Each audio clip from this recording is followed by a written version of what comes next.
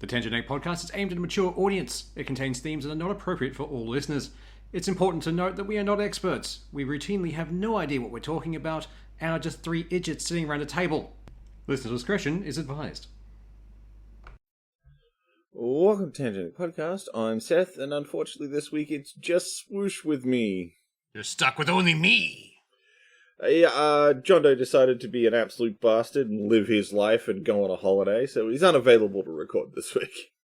We better get a review on where he went next week, I think. I want to hear his review on that area. That would be good. So, I'm going to kick something off with something Swoosh wanted to talk to me about last week, but I didn't feel I was able to yet, which was to talk about Beast of Reincarnation. Yes, because I've been seeing a lot of stuff popping up about that. There's a shitload of negative, people really dunking super hard on it. So I'm kind of in the middle. I have had some solid fun with the amount of the game I've played. I have been enjoying it. But I'm gonna freely admit, it has not grabbed me. Ah, fair enough.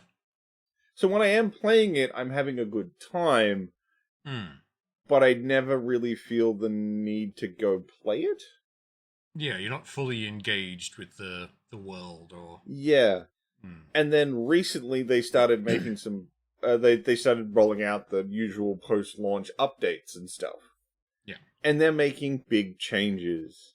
Like, progression speed changes, boss difficulty tweaks... all kinds of sweeping stuff where it's like, okay, I don't think this game was actually ready for prime time if you're making these kind of... let me pull up the last changelog. Because a lot of people are getting very annoyed at repeating bosses and a few other things. Look, yeah, sure, that's a thing. There's not a huge enemy variety. They're not super difficult. But, I mean, it's no worse, I'm sure someone, if anyone hears this, is going to be fucking shitty at me for even suggesting this. But, it's no worse than something like Nier Automata. That did not have that many varieties of enemies. Most of those kinds of, hacky-slashy games tend to have the same enemies change color, numerous times. It's a thing that's been in the game industry since its inception. It's the easiest way of saving memory. That's not to suggest that you can't and that they shouldn't, but it's just something I'm not as bothered by, and that might just be because I come from I'm old as far as gaming is concerned. So I've played games where it's like there's 3 enemies, and we're gonna see all of them in the first level, and then I'm just gonna see them in different colors, and that's all that's gonna change. Hell, just the original Duke Nukem and Doom did all that kind of stuff. Just same guys in different configurations, and it's like, okay. Actually, I'd say a more contemporary example of that, some people complain about, but I did not see people complaining about it nearly as much as they're complaining about here. Go look at fucking Zelda. Yeah. Breath of the Wild does not have that many enemies, and most of them are the same enemies in different colors. Absolutely. So, you weren't shitty about it then, so why are you shitty about it now? Because you feel like you can. And that it doesn't have everything else around it propping it up to be like, it's okay that it doesn't have good enemy variety. I think it's just people being weirdly spiteful because it's Game Freak. It might be. I'm not going to put that on them. But so this was the most recent changelog. They're various adjustments to the camera, adjustments to text size, adjustments to story pacing, cinematic cutscene changes for frame rates. It's just this is the kind of stuff I would think you'd have nailed out before you released it. This should have been QA. Absolutely. So a little bit of me is do I want to keep playing this game, or do I want to put it down, let them run a couple patch cycles over it, and then come back? I think that might be the best option, to be honest. Let them sort their shit out and, deal with the audience they currently have. And come back when it's more balanced or when it's a finished product. And I want to be clear, I think the amount of hate they're getting is too much, but there's definitely, the product isn't ready for prime time. It was underbaked, but it wasn't raw. Yeah. The thing that's also bad is that they were charging, I think it was about $80 for it. I can't remember how much it was. If you're giving me a second, let me check the store page. I think the standard one was like $80. Yeah, $82. Hmm. So $82 for not done yet. That's a pretty raw deal. Yeah. So I could see, like, if that's what people were complaining about, I'd probably be a little more on board. But, like, enemy variety, okay, sure, fine. Actually, one thing I think it's, like, not okay that they did, you can either have it in borderless mode, where you can't adjust the resolution, or in window mode. There's no full screen mode where you can adjust the resolution. That's odd. I know, it's a weird quirk that I'm like, I don't understand why you would do that. Yeah, like, I can't think of a decent reason apart from just being spiteful. Maybe that's something they'll add in with all these updates or something. You know, maybe it's just a thing that wasn't made active accidentally and they just have to turn it on. Who knows? But that just is another thing that suggests that this thing's just a little undercooked and needs some patches and time. Yep. Unfortunately, as with so many things, this is going to leave a bad taste in people's mouths. They're going to be like a lot of people like, this is going to be the game that shows us what Game Freak can really do. Not just making slap together Pokemon games. Yeah. I get the feeling a bunch of people are going to pick this up either early or see all the hate and be like, my opinion is confirmed. Game Freak are a terrible studio. Yeah, absolutely. Like, I'm watching this because I'm interested in the game, but I'm waiting for it to go on sale or get some updates because everything I've seen is like, okay, I'm going to let them figure it out, get their footing, and then I'll give them a shot and see how it goes. I hate to say that's probably the best call. Yeah. I mean, I'm the Terminal A gamer guy, so I bought it and I played a bunch. And like I said, I'm having a good time with what I've got. Yeah. But what I've got definitely needs some work. Which is fair.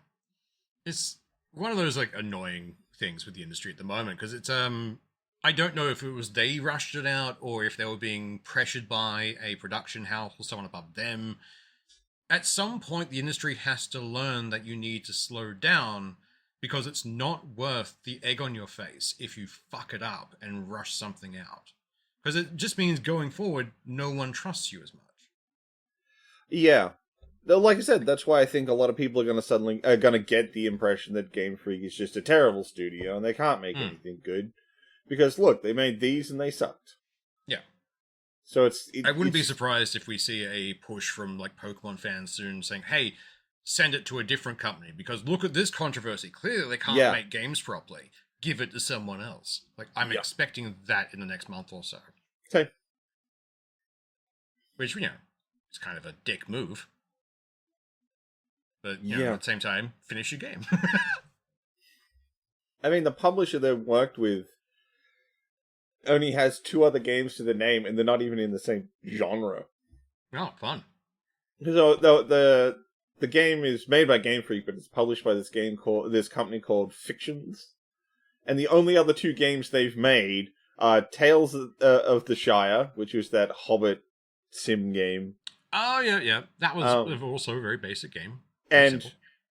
We've got Mario Party at Home with Lego Party. Ah, nice. So it's like they're the only other 2 games that this company has published, and then Beast of Reincarnation. So you're talking about a publisher that's got a much lower tier of titles that they've been working with, pushing this game out, which probably should have... It should have signified that this game isn't, like... We're not talking a Bayonetta or Dark Souls here. This is much lower tier. But then they priced it like those games. So they're going to get the flack whether they like it or not because of where they put the price point. If they priced this at like $50, $50, $60 maybe. Yeah. Yeah, probably $60 it'd still be okay. You'd be signifying that, like, we're not AAA, calm it the fuck down. Yeah. This isn't that. And you probably would have had people being more okay with it. Oh, agreed. If you're going to price something for AAA, put something in AAA pricing, you're going to get AAA responses. You're going to get people holding you to that standard. Yeah. And I think one of the things that the games industry needs to understand is you can't just knock like $20 off and be like, we're not in that playground anymore. Mm. That's a bigger drop that you need to get out of the AAA playground. Yeah. Just because you're standing on the side of the playground doesn't mean you're not still in their playground. It's kind of like, oh, no, we dropped it by $20. Cool, you're back to original, like, AAA pricing. Keep going.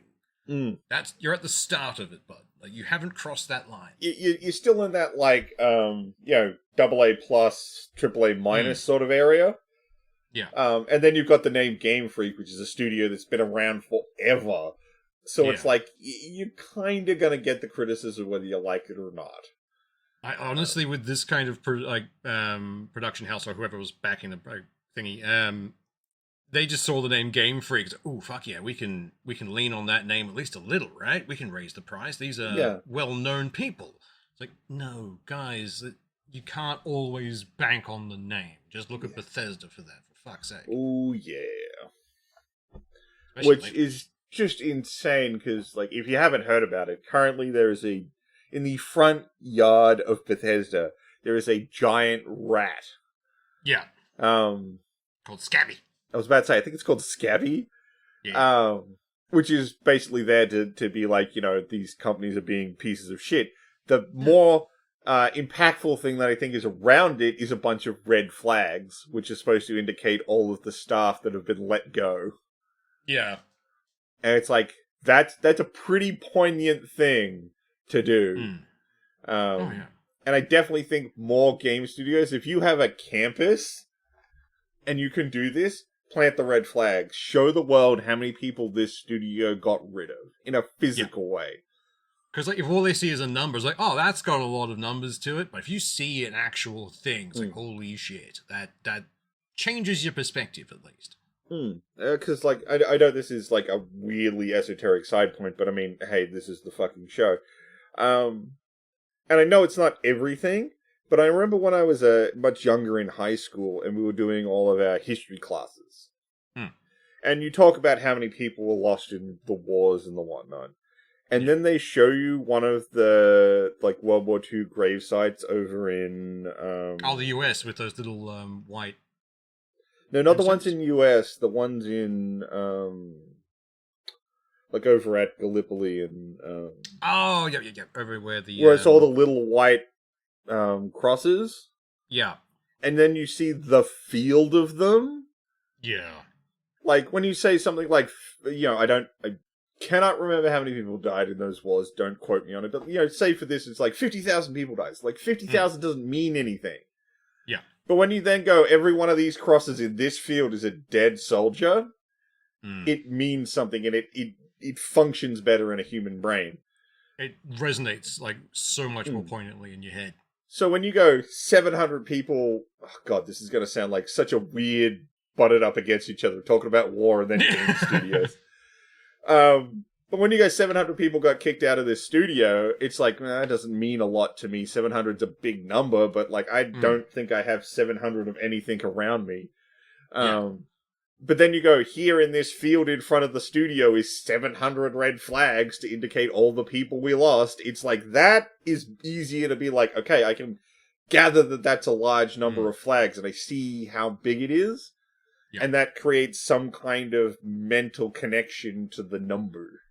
Yeah, absolutely.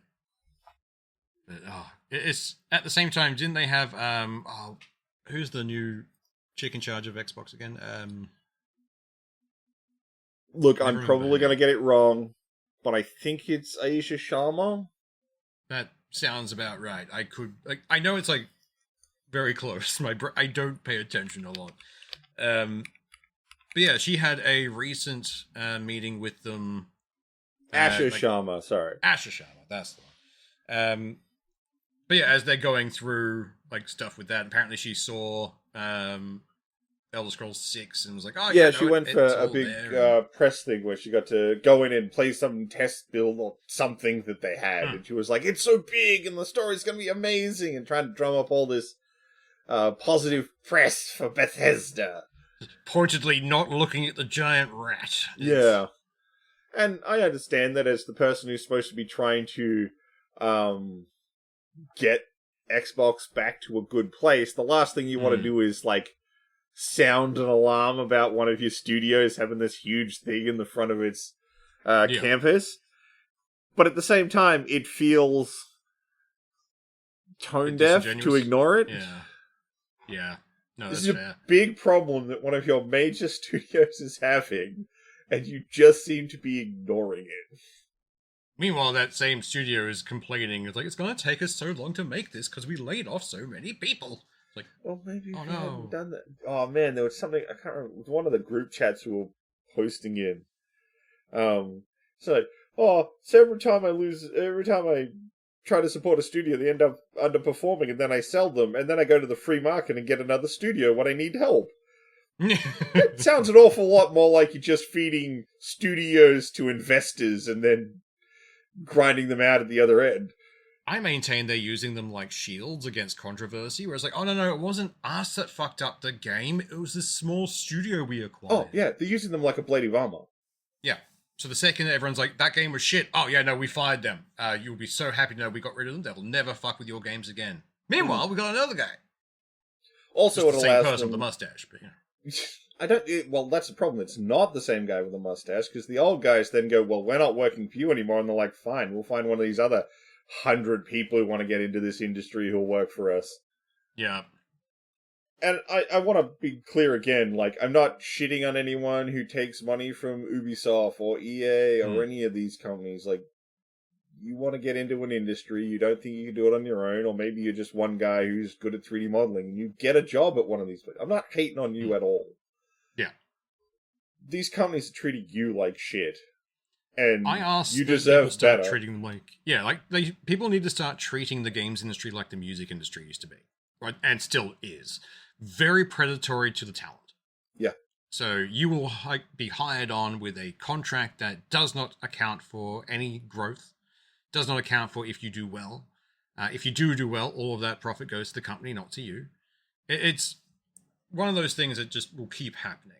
Unless you start looking at every deal with these big companies, like a deal with the devil, then you are going to continuously fall into this. This is why record labels had such a hard time in the 90s and 2000s, because they were brought out like, you have fucked people over, guys.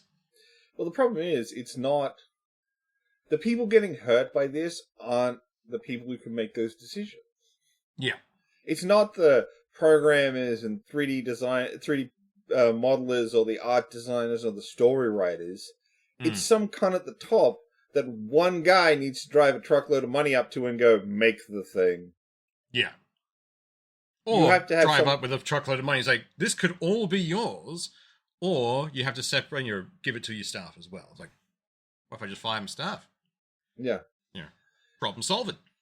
Any one of those is a valid answer to this question. It requires the people at the top of the development houses to be in a position that they can say no. Yeah. I'll always point it at Larian, but Larian almost went bankrupt twice. Yeah. But they stuck to their guns, kept their independence, and they're an amazing studio. Honestly, I think the reason they stuck and banded together so well is because they've been so close to the wire that many times. That kind of forces you to buckle down with the people around you and forged in fire. Yeah, like a trauma bond of sorts, and it's just you keep going, which is why they would also be very invested in their own product. We have almost failed numerous times, and now we've gotten to a point. Why the fuck are we going to sell this to you? Yeah. So but not everyone gets that option. Yeah. Not every studio can do that. Some studios need the money. And then a big studio like EA comes along and goes, hey man, that thing you're building's looking really good. We'll publish that, but you belong to us now. And that is the deal with the devil. It's like, okay, cool. We now own by EA. There is now a knife hanging over your head. How long until it drops? Yeah. Because they old yell at every studio. They do, which is why I'm always confused when another studio signs on with them. Because it's like, the trend is you don't survive this. You are walking into the meat grinder, somehow expecting they won't turn it on for you. Because there are studios that have lasted way longer than it seems like they should. Yeah. As much as I love them, and they made some of my favorite games, BioWare has gotten way more chances than any other studio at Oof, fucking EA. they really have. Like, A lot that of people horse thought... is still being beaten. I mean, everyone thought that studio was fucking done with Anthem. Yeah. Like, that wasn't just a fail, that was a colossal... That wasn't, like... Mass Effect Andromeda is widely considered one of their worst games. But it's still a reasonable game. Anthem was trash. Oh, it was bad. And I So- wanted that game to be so good. Yeah. And... while the sales weren't, of course, anything like EA wanted, Valguard did fine. But not amazing. So, Bethesda seems to be in this sort of like weird life support state where someone's pushing the gun against their temple going, fuck up and I'll pull the trigger. Yeah. While trying to then also get good work out of the studio. I think it's like, those like tenured professors who are like, fuck it, you can't fire me, I can do what I want. And that's been like the BioWare and Bethesda mentality for a while before Ash has come in and it's like, fuck your tenure, give me the products you said you're going to get me. He's like, Well, there's BioWare's not in that consequences. play fight, that's a different one. But I think that's definitely what's happening at Bethesda. Like, they're tenured in, they're grandfathered in, and they thought their position was secure. And Well, I think- now with a new CEO, maybe not so secure, guys. I think a lot of what Bethesda did to insulate themselves was purchasing good companies. Yeah. Like, they did a good call when they picked up Machine Games, they did the Wolfenstein games, and they've continued to put out stuff for Quake. Like, last month, they just released another campaign for the original Quake. I love that. So do I. I was playing the new Doom, and then I'm like, I don't want to play Doom Dark Ages expansion pack, I want to go play Quake. But I really admit I have a weird love for the old Quake games.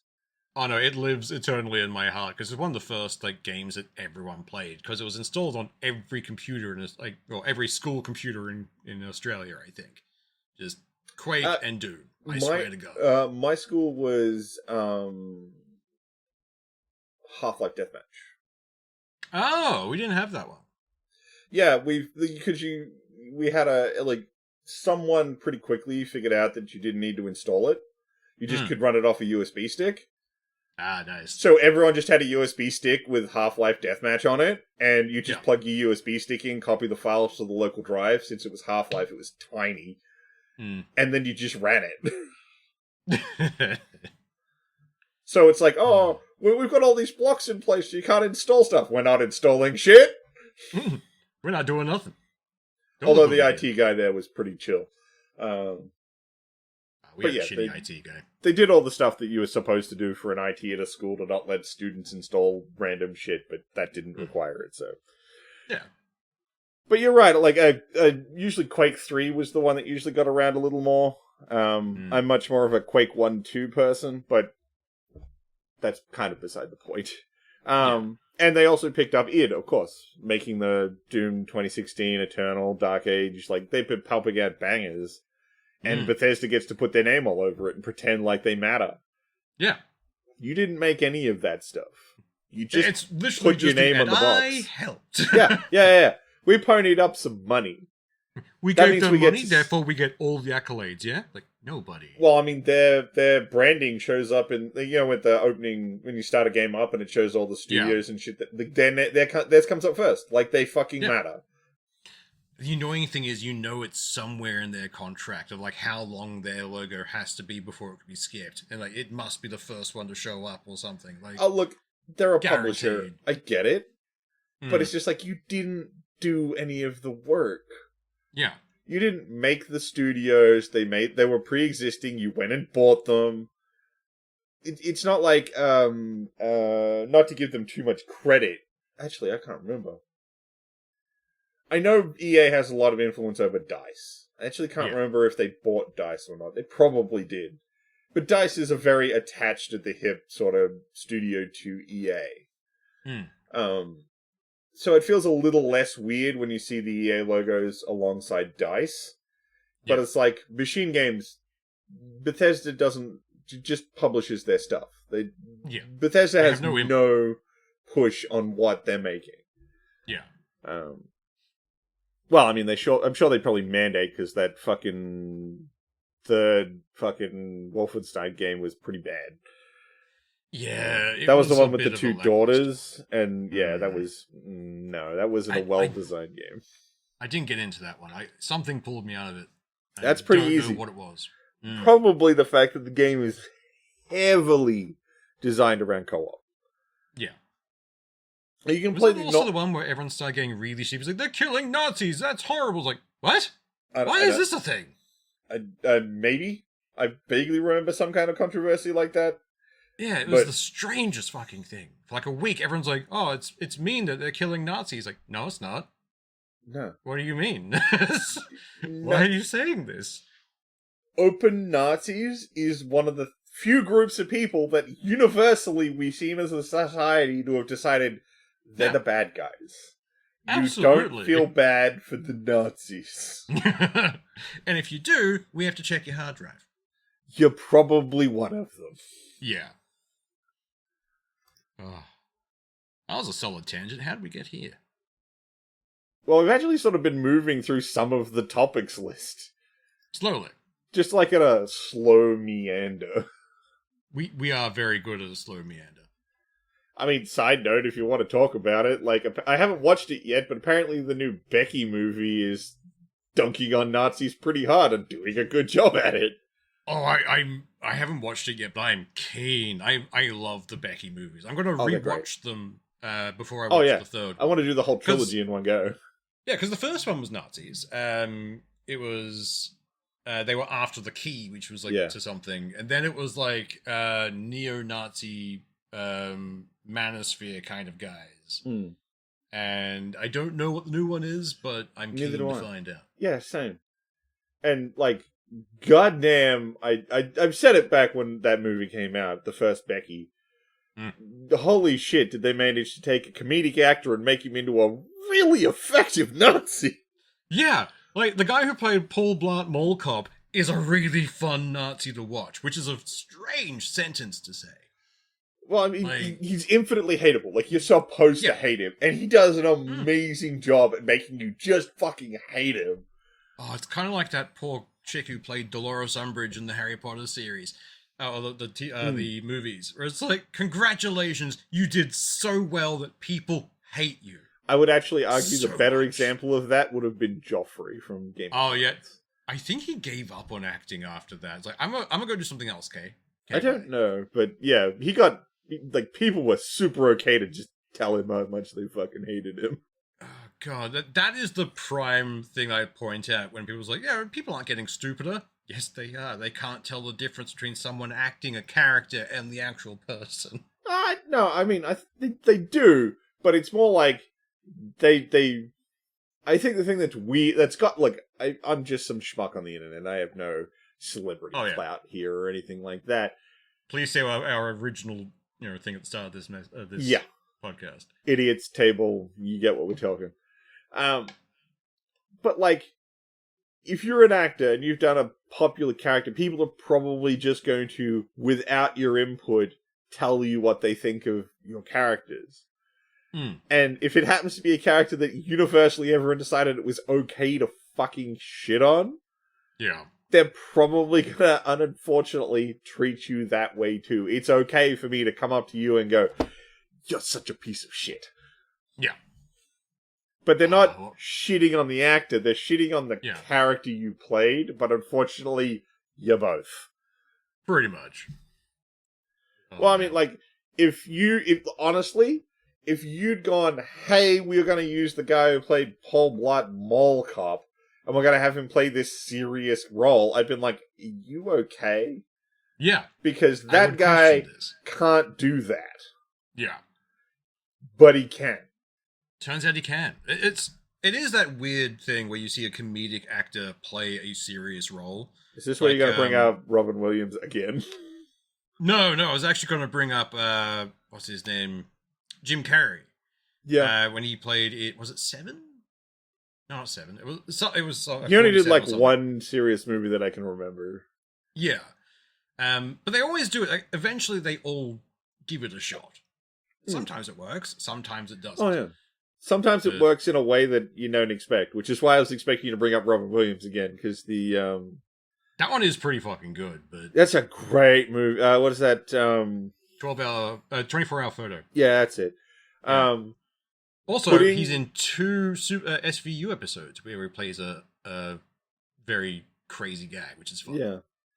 But I think, like, putting this, like, generally lovable character in and having him use that lovability to make a villain character, it's just like, oh, what have you done to this guy? It works so well.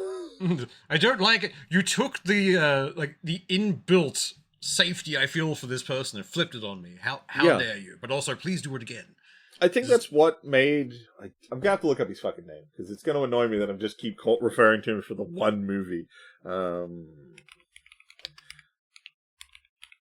Actually, this series of movies has a history of doing that, because in the second one, it's the big villain is the guy who played Stifler from the American Pie movies. Kevin James.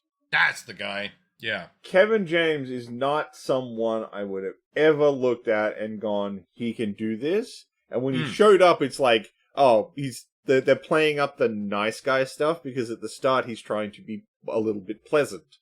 Yeah. And then he goes full Nazi, and it's just like, whoa! Yeah, he flips that switch very quickly. It's really fun to watch. But yeah, the second one has Stifler as the big bad. So they're just like taking those like older comedy actors, and it's like, cool, play a Nazi, and somehow it works. Well, not to suggest anything about the guy who played Stifler, but I mean, he is a tall guy with blonde hair. Yeah, that's a good point. Easy cast. Best one ever. But yeah, I'm definitely looking forward to the new Becky. Very keen. Yeah, same. So McDonald's wants to start charging for parking. McDonald's can go fuck themselves. So I kind of get what they want to tackle. They want to stop people parking in their parking lots and then go doing something else. Yeah. But you're Macca's. Yeah. But also, there's already, like, a few Macca's around Brisbane. If you park there for too long, they'll tow you. Like, they already have countermeasures. Just call a towing guy who's local and you have an agreement with. He'll come and take the problem away for you. Yeah, but that locks up your car park with a tow truck in it, and you get all the bad publicity of showing it happen, and blah, blah, blah. Yeah. It's much easier to just be like, look, you can only be here for the next 15, 20 minutes, and then you've got to fucking leave. See, if they want to do, like, that kind of thing, is, oh, you can have, like, 15-minute parking, they have to get a lot faster at putting out their food, because fucking hell, the last times I've gone to Macca's, I've been waiting, like, 20 minutes for a simple burger. It was like, remember when this was fast food, guys? This was great. Then they tried to get really fancy, with McCafe and everything, so. It's just, it feels like this continual thing of like, guys, you are supposed to be a cheap fast food place. Yeah. Your food isn't cheap. It's not fast. And now I can't park. Yeah. What the fuck are we doing? They were also saying they wanted to start putting a surcharge on for the drive-through at one point. Okay, it's like, just what? No, like you're getting a bit too money grubby, which means that no one's really going to go. I haven't been to Macca's in a very long time now. Like, there's a reason for that. Mostly because the food always gives me fucking heartburn now. But it's just bad. It's expensive. It doesn't taste great. It takes forever. I mean, it's expensive compared to their competitors. Yeah. So, like... Ooh, that burp came up from deep. No. The deep ones, like, stirs. Like, a Big Mac meal is going to run you, like, $20. Yeah. The burger alone is, like, $14-16 now. If you go to, like, a KFC, you can get a zinger burger, potato gravy, chips, 3 wicked wings, and a large drink for $17. Yeah. They're getting dumpstered by their competitors. Like, even Red Rooster's made a decent comeback because Macca's got slack. Red Rooster is still one of the, like, the hidden goat. Oh, top tier of Australian chicken, I think. Apart from like I don't consider like Korean chicken places in that running because that Oh, shit's no. just god tier. That's a different thing altogether. And Yeah. I'm also not including any like mom and pop fish and chip shop. Yeah. Once you start getting down to people who actually know what the fuck they're doing, like it's a completely different game. But for like stock standard fast food, grab and go, Yeah. Rooster. I Without only go question. with them if I can. Rooster rolls are fantastic, and that is so simple. Like that is just a large bun with shredded chicken and I think it's like mayo, Yeah, that's it. and that's it. And it tastes amazing, and they're cheap. Oh, the new honey chili chicken was pretty good. Their hot They did a honey revamp. chicken was so good. They did a full revamp. It's like, you know what? Fuck it. We're leaning back into the chicken aspect. Like, well done. Because they were circling the drain for a while. I think. Yeah, they were We trying started a losing lot Red of Rooster random places. shit that wasn't working. After a certain point, they realized that no one actually wants the deep fried pineapple half the time, so they just kind of moved on to making other things. I mean, I'm not going to lie that I have a soft spot for pineapple fritters, but I much prefer them from a fish and chip chain. Yeah, I agree. Also, because fish and chip places don't tend to dust them in cinnamon. I always found that a bit weird. It's like, it's a sweet treat already. It doesn't need cinnamon. You don't need the extra stuff here, guys. You're getting too fancy. Yeah. But But I mean, did that's kind the of happen, though. that's the problem with Macca's. It's too fancy now. Yeah. It wants to pretend like it's not Macca's. Yeah. Absolutely. I don't know what Macca's is like in the States. All I've ever heard is that when people from the States come here, they're like, why the fuck is your Macca's so much better? Yeah. Because we use real food. But we have our government said they had to use real meat. yes. But I mean, like, who was screaming out for a Philly cheesesteak variant of the Big Mac? Yeah. Like, no one. That's why it's a time-limited thing, because you're not going to sell them. They're going to Yeah. go away, and everyone's going to go back to buying Big Macs, quarter pounders, and cheeseburgers. Because I don't that's know what what's you're in- for. Yeah, I don't know what's in the American McRib, but the one that they have here is just kind of meh. I don't know why it's like so. Everyone loves it in the States. Well, I think it's It still... has to be some chemical in there, like. I'm pretty sure it's just a lot of stupid kick-on from the Simpsons stuff. Yeah. Oh god, that was a great episode. Oh, yeah. The thing we make the ribwich out of is gonna extinct. Like cows? No. Think smaller, more legs. God, why do I remember that? I haven't seen that episode in years. Oh no, I'm pretty sure our generation has all of the Simpsons just downloaded in our heads, waiting for something to trigger the knowledge. No, the one I actually think is much more is quotes from Red vs. Blue. Oh yeah, no, they are always playing in the background. Because- I still quote that far too often, just randomly out of nowhere, just like occasionally, like I like me, just random shit. A friend of mine posted a thing in one of the group chats. He was talking about Corsair put out a new case. It's called the Warthog. What was the first thing that got posted underneath it? Looks like a puma. Oh god. And he beat him to death with his own skull. That doesn't seem physically possible. That's what he said. This doesn't seem physically possible. Oh god, like just what was it? Caboose, can you hear me? I can hear you, church. Caboose, can you hear me? I can hear you, church. It's like, Caboose, no. Let it run. Waiting for her to figure it out. Oh god, I'm always sad that Red vs. Blue ended the way it did. Unfortunately, their chief animator did pass away.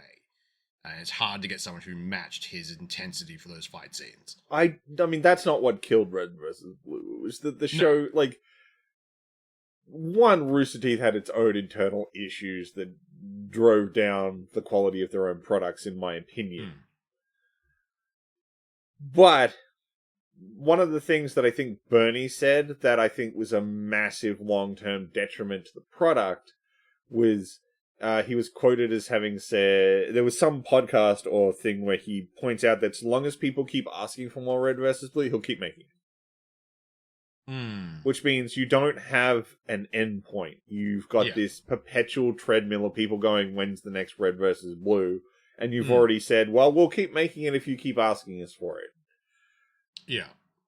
Instead of That's actually... That's why I give Team 3 Star at least credit where they said, no, we're done after Cell. Do you mean Stop 4 asking. star? Oh, Team 4 Star, sorry. I mixed up the quote with the actual thing. God damn it. It's like, I don't remember Team 3 Star. I do. But yeah, it's like they at least reached a point where it's like, no, we're done. We're not going to keep going. And everyone's like, no, do Cell Saga. I was like, no. I mean, they did some of it. They've done shorts, but they haven't done a full saga. I'm pretty sure they did like Cell Saga. most of it. I don't think so, because Yeah, I haven't checked in a while, but I've seen a couple of little shorts. But they've got stuff from like all the way up from like where he's like Vegeta's making fun of Trunks for his giant transformation, and Cell's giving him shit too. Like that stuff exists. They did up to Cell. I'm pretty sure they finished. No, I said Cell. after Cell. Oh, sorry. I thought you said up they to finished Cell. at the Cell Saga. Like, sorry. Basically, yes. Yeah. No. Sorry, The my saga bad. after that was. Yeah, they didn't do the Margin Saga. Boo. Yeah, the Margin Saga was like. Wait, they had a little couple like little things there. Yeah, they did. Yeah. But they didn't do the full thing. Yeah, they didn't do the Margin stuff. Yeah. I think that was also partially a business thing, because that was when they were starting to get like legit work. Yeah, I mean they made the original channel to show off their voice acting and that kind of stuff. Great, they got work from it. Fucking hey. Unfortunately, the fan base was a bit toxic. Yeah, although like there's been like stuff about some of the people that we're using that's not good, and they seem to be sliding back toward it. I don't know if you've seen it, but I've seen a lot of shorts being put out by them now where they're just reacting to their own stuff. Yeah. I'm not seeing new stuff from Team 4 Star, but then I kind of stopped really watching their stuff after the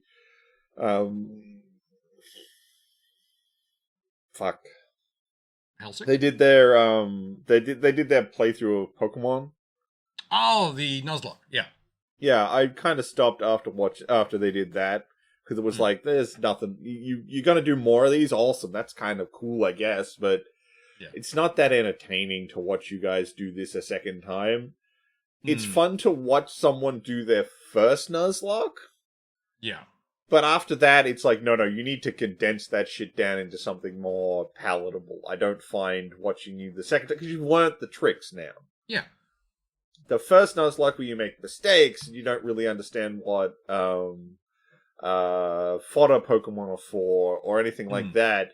It's like, yeah, that's the fun bit where you get into some fights you weren't ready for, you don't really know what you're doing, you miss some grinding you probably should have done, you lose something important and it really fucks up the rest of the run. That's interesting. That's really cool. Yeah. The second time around, though, you know all that stuff and you're more prepared to do it. And it's less entertaining. That's where I think you need to do something more like what Jaden Animations did. Yeah, I like hers. Her first Nuzlocke is basically just her experience as a Nuzlocke. Then she added some more narrative stuff to the second one. And the third one was a Soulbound Nuzlocke with another player, which added in some new wrinkles to the run to keep it interesting to do a video about. Yeah. If she just kept doing this is what I did in a Nuzlocke, I don't think they would be that entertaining. Absolutely. And to me, that's what them going, okay, we did this Nuzlocke, so we're going to do another one. Diminishing returns, man. It's kind of like that weird timeline in a channel's life where they go from having tight, condensed content to just doing full dumps of gameplay. I mean, you can kind of see it even with this show, because we had like a roughly structured thing right at the start where we were trying to figure out how to do a podcast. Then we got sort of really rambly, and then we got super structured, but the structure was depressing because it resulted in us basically just talking about America's woes every week. And now we've gone back to like, look man, a light-hearted, ranty, we want to talk about games and Team 4 Star and shit on Macas. That's more us, and we've sort that's of our wheelhouse. drifted back to that again. Like, I have stuff in here if we wanted to talk about it that's way more depressing or serious. Like, we could talk about the new shadow cars that the police are using. Those things are fucking weird. The police cars that are designed that during full daylight you can't see the badging properly. Yeah, it blends in really well. So it's the idea basically being white on white. Yeah, and a black or like a gray on black. Because they don't want people out on the highway seeing a cop car and then playing nice. They want you to keep doing whatever the fuck illegal shit you were doing, and then they'll catch you. Yeah. But it feels scummy, and I don't like it because it's like, now we're trying to hide the cops. Yeah. That was always, like, kind of the way, like, even the undercover, back when I used to work at the brewery, going back and forth every day, it was a 45-minute trip. And every day, without fail, at least 2 undercover cops have pulled over people when I'm heading back into the CBD, because they've done something stupid by just racing down a packed highway. So it's like, it's not like they didn't already have these things. It just feels like a weird hybrid that didn't need to exist. Yeah, I mean, because like their plan is the idea that, like, if you don't know the cops are there, you'll play nice all the time. Except we know that doesn't work. Yeah. What's almost universally worked better is people being aware the police are around. Yeah. It's not a guarantee, but there's more evidence of this. Like, there's somewhere out north that just put cardboard cutouts out. Oh, fuck, where was that? I remember that one. And people slowed down. I have to find it. Yeah. And then after then people realized there were cardboard cutouts, they put a real cop car there, and people sped past it. And then the cops got him. Which is kind of hilarious. Like, that I'm okay with. That feels like, you put a bit of work in. But the point is, like, the implication that cops are around was more effective than hiding police. Yeah. But then I don't know all the figures. I could be talking way out of my ass and out of only personally experience and stuff that I've read. But it just doesn't feel right. But then I don't really want to talk about it. Exactly. It's a thing I know about and we can talk about. But it feels depressing to talk about the police trying to embed themselves more so they can catch people doing stuff. But it's not going to be... It's unlikely to be people doing something super dangerous. I get the feeling it's going to be a lot more people just getting pulled off on the highway because they went 5Ks over the speed limit. It feels petty, I think. They're aiming at the wrong side of shit. Like, there are actual issues with crime around Australia right now. It's like, oh, we sunk a lot of money into these new cars so we can catch people on the road speeding. It's like, neat. Can we deal with the murders now? Please? Yeah. But, yeah. I don't want to accuse them of it because I always find it a real low hanging fruit thing. It just feels like revenue raising. Yeah. I don't want to say it is. Absolutely. Because they're probably going to stop some people. And it definitely might help. I don't know. We'll have to wait and see. They only just rolled this out. And only in South Australia. Yeah, for now. We'll see how we go. Yeah. It'll make its way around eventually. Oh, look, if it has even a moderate of success, it'll move. Yeah. But, like, it's more fun to talk about dumb shit from around the world. Like the fact that a bunch of people thought today gravity was going to turn off. I don't watch enough tinfoil hat content. Please explain to me what the Okay. fuck that was about. It started from an AI video someone made and put on Reddit, which of course then went insane because people on conspiracy boards are fucking idiots. I love conspiracies. I love alien footage and all that kind of stuff. I would like it all to be real. Most of it, if not all, is fake. And you can always tell very easily. But these people ran with it for some reason. And the only way I can put it succinctly is it seems like the same kind of people who believe vaccines give autism. Like that mob of people. Yep. And at first, I started finding this shit months ago. All across my feeds. I'm like, okay, this has to be fucking satire. This is definitely satire. No one thinks gravity is going to turn off for 7 minutes. Because, that's not how cosmic forces work, you fucking idiots. And it kept going. And then the first time it's like, oh, it's going to be this day. Then it kept moving subtly to different days. And then it landed on today, which is the 13th for us, but the 12th in America, where we had a solar eclipse, we had like 7 planets align in the sky, and we have a meteor shower because we're going into a section of space where there's like an old comet broke apart. And of course, we all resorted back to being peasants from like the medieval era, thinking, God, everything's gone wrong. The gods are angry at us. Gravity will stop working. It's what? The weirdest fucking thing I've seen, because no one could give any explanation. They was like, scientists have said that gravity will turn off. Like, which scientists? Who should we not trust anymore? Yeah. It got to a point when NASA had to actually put out a thing saying, guys, that's not how gravity works. It's not going to happen. Stop spreading this shit.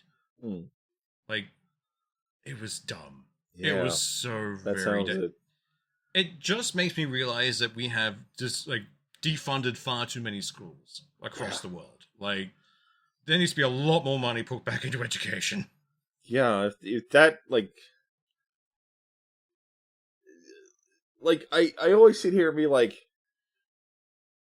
and this is not a challenge. I swear to God, this is not challenging fucking anyone on the internet. Someone's gonna do it. But, no, I'm not, because all I'm going to say is, like, I find it hard how so many people fall for email scams. Yeah. Because it's, like, some basic understanding of your own inbox will prevent, like, 90% of scams you even seeing them. So, how do they keep working? And then it's like, and then people believe that the gravity can get turned off, and I'm like, that's how. Yeah, pretty much. And of course, it leads back to AI just being used for misinformation, and what someone would have thought would be just a dumb meme then becomes a movement. Like, look at the Flat Earth Society. Like, and like, was it the birds are CIA drones? Oh, there are no like birds, it's government cameras. Yeah, like, those kinds of things started as memes, and then someone believes them. And because the internet's just a collection of echo chambers, they find more people who think like they do and just kind of create a community around it. Well, the thing is, like, you... Oh, it's going to sound way too general. It's kind of a self-filtering group. Yeah. If you talk shit about conspiracy theories, you get excluded. So you're kind of self-filtering for people who will believe, and then you give them something that sounds even kind of plausible, so they will believe it. Yeah. And then you keep them in that kind of situation long enough, they'll believe whatever the fuck you say.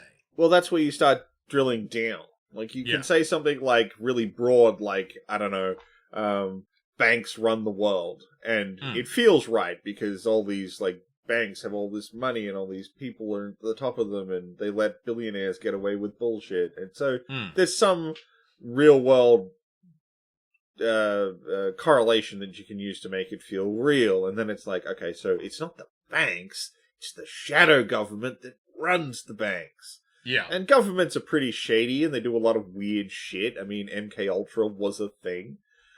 Yeah. So that kind of feels like, okay, maybe there is a shadow government. And then it's like, but it's really the reptoids.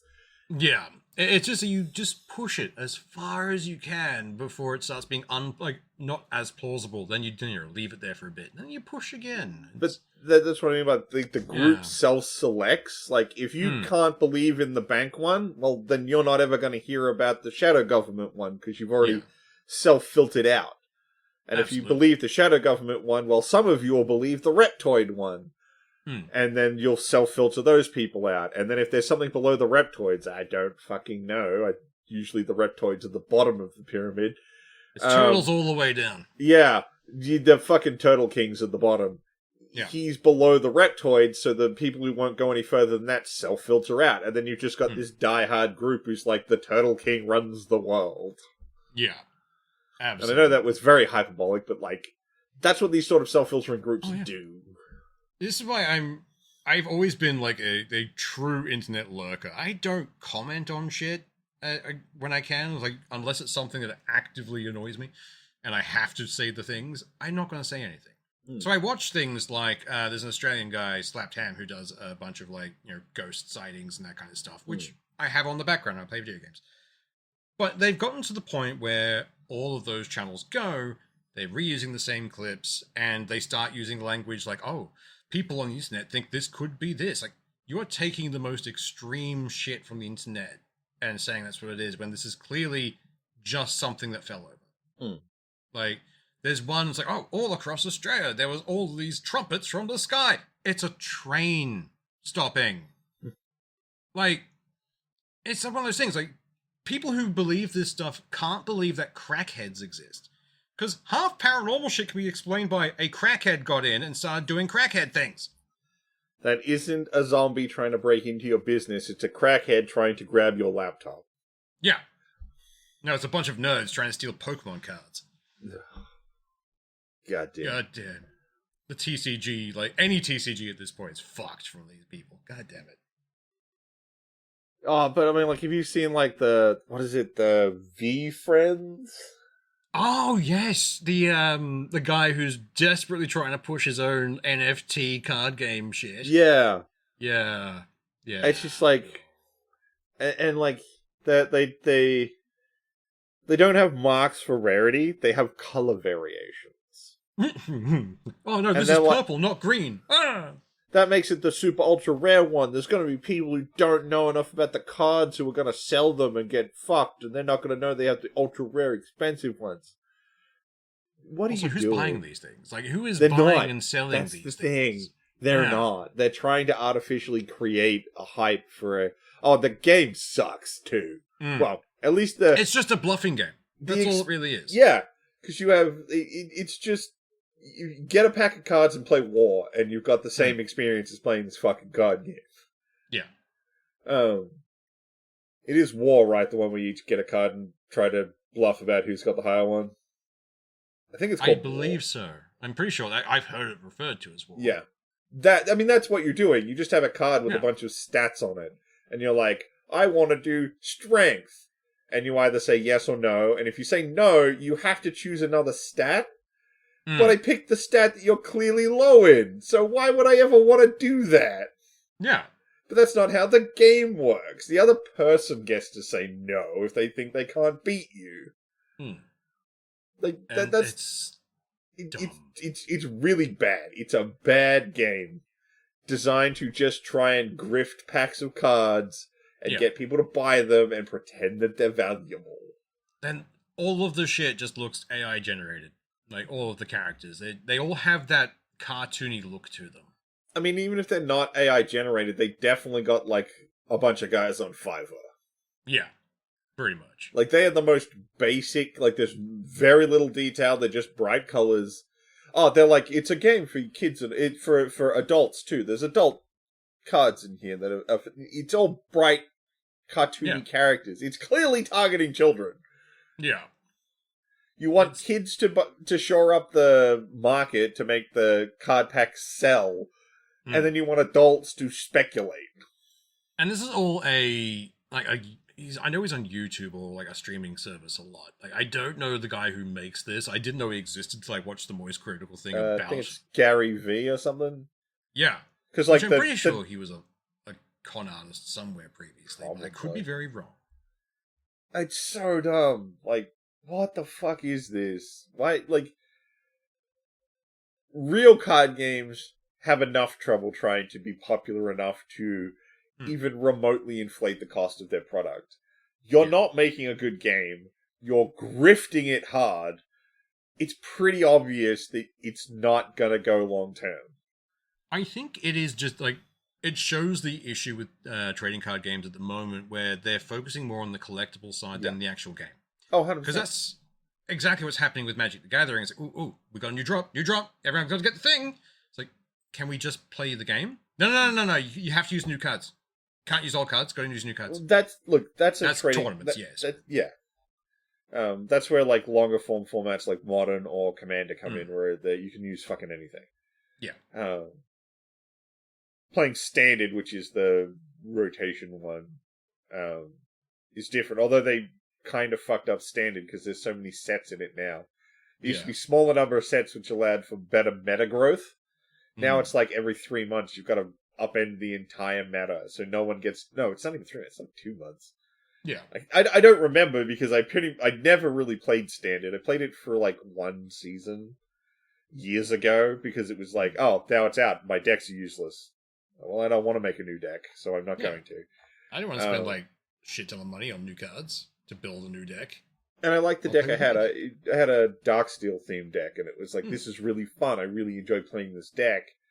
It's not good. It never really won me anything, but it was fun. Yeah. And then when I couldn't play it anymore, it was like, well, I don't want to make a new deck. I want to just play for fun now, and that's when I ended up falling into Commander, although I haven't played Commander in ages, because, like, it's hard to find people to play Commander with. Going to actual LGSs, it's just like, oh, everyone's either got, like, elite decks, or I'm just hanging around with the other... Oh, look, I'm going to put myself in that group of all the scum suckers hanging down at the bottom being like, I made my silly theme deck. Yeah. I miss the days of Commander, because I used to play Commander back in high school. Like, years... Well, a version of it, more or less. Like, I was about to say, I don't think Commander existed when you were in high school. No. It's like kind of like the precursor that everyone played in high school, where we didn't care what deck you had. You just had to have a deck. You just jammed cards together. Yeah. Pretty much. It's what eventually spawned Commander, more or less. But that was a great one, because you could go, like, between numerous things. Because, like, oh, cool. One guy has a sliver deck. Well, we're all going to kill him now. Oh, yeah. But then we're going to have fun after.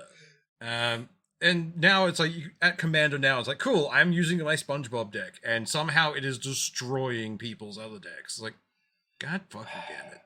I don't want to shit on people who use Universes Beyond content, but it's hurting Magic.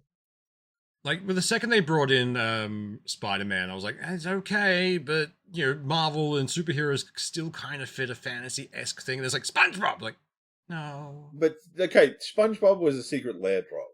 Yeah. And I don't mind the secret lair stuff being super fucking wacky. It's supposed to be limited cards with special themes. Yeah. So I'm okay if you want to fucking do SpongeBob. That's fine. The stuff from Secret Lair is almost never a unique card either. It's usually normal card, but with a different picture on it. Yeah. Like, all the SpongeBob cards are just normal Magic cards. Yeah, just reprinted. Yeah, just with SpongeBob's face on them instead. That you can't even play them with the original cards in Commander. They still count as the same card. Oh, fun. So for your 99, you can't have Counterspell and the SpongeBob Counterspell. They're the same card as far as the game is concerned. You just get to have one with different artwork on it. Yeah. That's why I've never had a problem with the Secret Lair stuff. It's almost never unique cards. They're almost always just reskins. Whatever. It's when they started doing in-rotation sets that it was like, okay, this is a problem. Yeah. They did some limited ones with some stuff, like they did the Assassin's Creed one. The Hobbit one was fine, but like Hobbit felt like it fit. It's a fantasy setting, a lot of magic. It feels like it fits within magic. Yeah.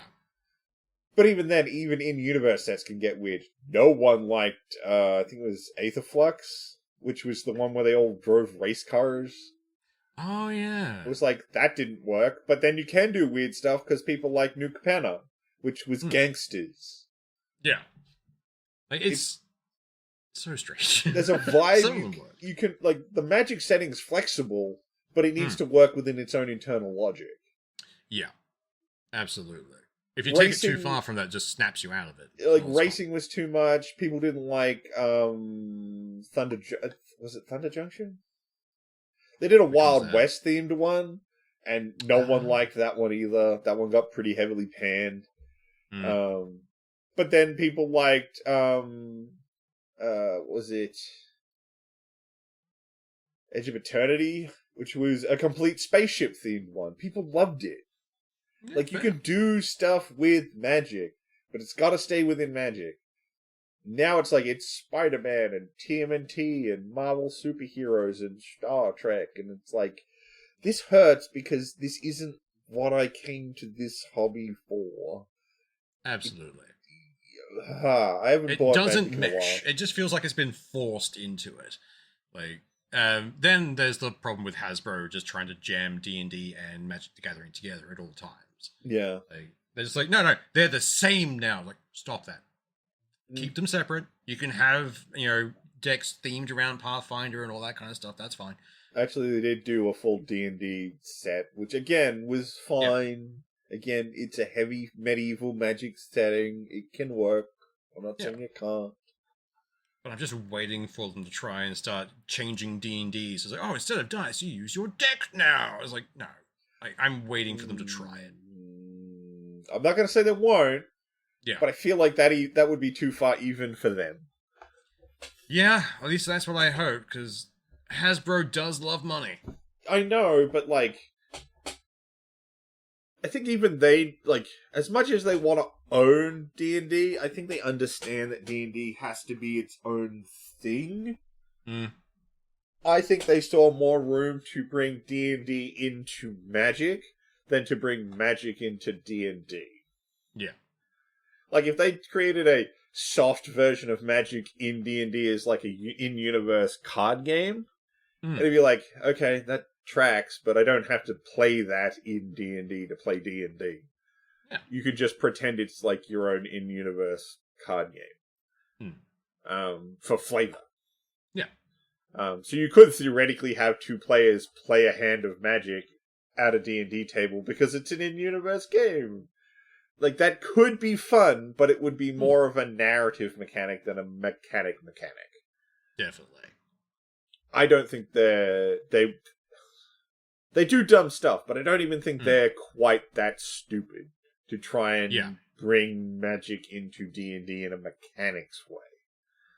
I really hope they are. I'll say that. Yeah. At this point, with the amount of shit corporations will do, I don't want to say they'll never do it, because I know. someone's going to be like, oh, this would be a great idea, and they'll try it, and then they'll get, screamed at by the fan base. And it's like, oh, no, we never meant it that way. It was a rogue actor. It's all a rogue actor. It's all fine. I think they've probably been a little too jump scared by the whole exodus that happened for a little while there. Yeah. To try something that stupid. Because I feel like if they were like, okay, we're bringing out D&D 6th edition, and you have to have a Magic deck to play the game, people would just be like, no. Yeah. At the same time, I don't really intend to play D&D for much longer anyway. I'm transitioning all of my groups away from it to, Savage Worlds. Yeah. Because, you could run Magic the Gathering and Savage Worlds as a thing. It's just flavoring for a character, quite happily. And you wouldn't have to fudge too many rules. Yeah. I mean, I think every time me and you are alone and there's no Jondoe here, we always end up just okay, and here's the bit where we glaze Savage Worlds. Look, if one day we get backed by them, I'd be happy. Oh, look, if Pinnacle Entertainment decided they wanted to sponsor this podcast, yes. Send us books. Send us books. I will shill... I'm shilling for free right now. I was going to say, we're already shilling. We're doing it without it. It's like, oh, God. It's a simple system that's really fun. Once you learn the basics, you've learned every variant of the game. Yeah. It's just crunch after that. That's what makes it so good. Want to play a fantasy game? Got plenty of those. Want to play a more modern day, but Ghosts? Got that. Want to go to the future? Got that. Do you want to play Musket era fucking British redcoats in space? Because guess what? That's a setting. Hell, they have a actual setting for TMNT, but it's named slightly different. They have a goon plugin. Big Apple Sewer Samurai, I think's that's TMNT one. It's fucking great. Then there's the Goon, the old Prohibition zombie comic, has a plugin for Savage Worlds. Officially licensed. Yeah, it's fucking great. And then there's all of the third-party groups that have made content for Savage Worlds. One of the only modern ways you can play riffs, because there's original riffs, and Palladium has never given that license to anybody else. Well, they gave it to Perk and Pinnacle, and they did a conversion for that. Yeah. Hell, if you absolutely 100% need to play a D&D clone, there's a complete rebuild of Pathfinder. Really good. It's annoyingly good. Like the God chase damn stick it. and other shit. God damn it. Fucking We're doing it Chaos again. Pinnacle, damn it. Pinnacle, GOG, like... These are just companies that make products that are good and seem to be at least willing to work with the communities. I like the fact that the box sets that you buy from Pinnacle, if you get them during the Kickstarter, are notably cheaper. Oh yeah, by a decent margin. Like And shit. those box sets are fucking stuffed. Yeah. They do not go, oh yeah, there's a whole bunch of void space in this box because we're not giving you much stuff. The last box I got from them, you could have killed someone by accidentally dropping it on them. Oh, easily. Like, I mean, holy shit. I think the best one I ever got was when I got the first Pathfinder one, because that was the entire core set and the Rise of the Rune Lords adventure campaign for like $250 across 2 boxes, and it was just books on books and books and books and books. Yeah. And all the bennies, the action decks, the chase deck, like... You got so much fucking... 100% worth it. Right, we've been talking a while. Very randomly topic. It's been great. But there is one last thing I want to hit before we finish up, because I think it's really cool, and it could actually be really handy for me and you down the track. Yay! The community has almost got Xbox's game launcher running on Linux. Yes, we're getting closer. So they've got it so that you can log in, you can see your games, and you can, I don't think you can buy stuff in it, but none of the community things can do that. Right now, they're working on actually getting the games. Oh, you can download the games. They're currently working on getting the games to launch. Oh. So they're almost there. They just need to get it so that, like, you know, a version of Wine can wrap around it and fire the games up. But they've already got, like, all the login and stuff sorted. They just need to get the games to launch, and then you can play Xbox stuff not on Windows. I do like that the more those Xbox and PlayStation try to keep a stranglehold, the more the community's like, we're going to find ways around it. I think I mean, we're going through the eternal meme of the year of the Linux desktop. I don't think it's here yet because we haven't gotten to the point where normie adoption has happened. Yeah, gamers are starting to switch, and there's definitely a lot of people who are like, "I'm kind of sick of Windows. Is there an alternative?" And then people like me are going, "Yes, there is." I don't think we're at, like, the year of the Linux desktop, but there's definitely, like, a groundswell that's happening right now, where it's like, can we get gaming off of Windows? Yeah. And the answer seems to be yes. So more people are working on more projects to further that endeavor. You can play all of your, like, Lutris and the Heroic Launcher can handle most other game stores. Epic,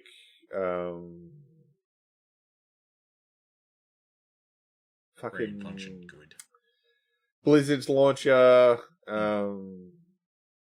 Steam's native, GOG runs through Lutris. There's plenty of ways to get all the other ones going. So getting this one is just like, well, there we go. We got all the Microsoft stuffs now here. Like, what do I need Windows for if I'm a gamer anymore? They did the smart thing as well. They got the gamers onto their side in Linux because everyone knows a gamer. So the second someone's like, I don't like Windows, there's always a gamer nearby going, well... There are options if you'd like. Yeah. Like the shady guy in the big coat, like, you want to buy some games? I think it's, right now it's more like which distro you want. But I mean, like, more people have been playing with the Steam machine. I'm seeing a lot of positive coverage of that from people. Just normies, not tech teardowns, because the tech guys are just like, oh, it's too expensive and shit. But normally people are like, but it's doing what I wanted to. It does the things, and it does them good. Yeah, it does. And so more people are getting a taste of Linux, and it's just like, it's not that scary. You can use it. It's pretty chill. And then, like I said, I had my Sherpa take me through it, and it's like, now I'm sitting here going, who needs a guide? Because there's a promised land of no windows, and it's not that hard to get to anymore. Yeah. The barrier for entry is significantly lowered, which I love. Yeah. And right now, I feel like a lot of people, it's just where their game libraries are. Most of them, if you're on PC, it's Steam.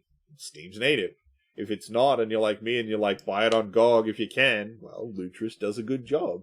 And GOG is already committed to creating their own Linux version of GOG Galaxy, so we're going to get native Galaxy at some point. Yeah. And now that the fan base is like, well, let's get the last of the proprietary launches running on Windows, off of Windows on Linux. That's it. Once you've got that, I don't think there's a proprietary storefront that you cannot run on Linux in almost complete capacity. At that point, the playing field will be leveled, and it's like, cool, I can play what I want on Linux. I'm just going to switch to that now. Really, the only playing field where they aren't is because the people who make it don't want to fix it, and that's companies that use anti-cheat that won't run under Linux. But that's because the guys who make that software don't want to. Yeah. Not because you can't, because there is anti-cheat stuff that you can run on Linux, but ones for like Valorant and I think Battlefield, they don't want to fix it. So they're not going to fix it. Yeah. Ah, well. That was a fun ramble. Yeah, I know, right? We skipped like most of the random shit I had in here to talk about. But I mean, most of it sort of made us angry or sad. Yeah, I know. That's why it was like, I don't have an issue not talking about half of this shit. Although, sorry, one other thing before we fucking bail, which is actually somewhat of a curious thing that I'm like, I don't know if I could do that, but kind of a little bit of me wants to try. Motorola is making a smart, dumb flip phone? Yeah, no, I'm kind of tempted, not gonna lie. I know, right? Like, it still does all your maps and all your music and stuff. It just doesn't have the ability... It's not a touchscreen, and it doesn't have... Like, you can't use it for, like, social media. Yeah. And a little bit of me is like, $299 is too much for me to buy a phone just cause. But kind of want? Kind of wonder how much my life would be affected if I could only access social media at my desktop. Yeah. Well, it definitely stops the doom scroll. And the other thing is, because when it's closed, it won't light up or chime or do the stuff. Like, well, it's still chiming if you've got it set to it, but it doesn't distract you or try to pull you back to it the way that smartphones do. That's the thing that's got me, like, interested. The only thing I would have to do is find a way to, get a chat system where all my friends are on for it, but that should be easy enough. Go back to texting. Well, like I said, it can handle most stuff. Calling, texting, maps, calendar, notes, music, podcasts, and other basic utilities. Yeah. It's the phone I would have wanted when I was young, but with more functionality that I would want now. Yeah. But without Facebook. Pretty much. And I'm like... Theoretically, without all the bloatware. Yeah. Like, I saw that, I'm like, I am very tempted. This could be entertaining. I'd be keen to see how it goes. Yeah. Like, when it comes out, I'm going to keep an eye on it. I might go and have a look at one if it hits JB Hi-Fi or something. Yeah. Like I seriously, would consider picking one up. Like, have you seen on the back of that, people are going back to dumb TVs. Oh yeah, because smart TVs suck. Yeah, there's no point to them. But everyone's going, oh wait, I just want a TV that plays the things I want, and a manufacturer's gone, oh fuck, okay, we'll make a dumb TV. Nothing, no bells and whistles, just TV.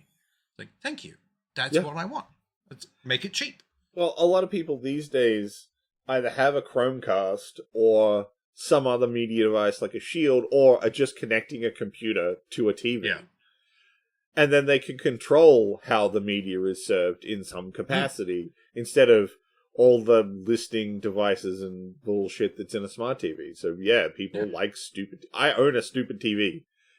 I love stupid TVs. Mine has a shield attached to it so I can stream media to it, but that's it. It can't do dick shit if I unplug that. It's just a TV.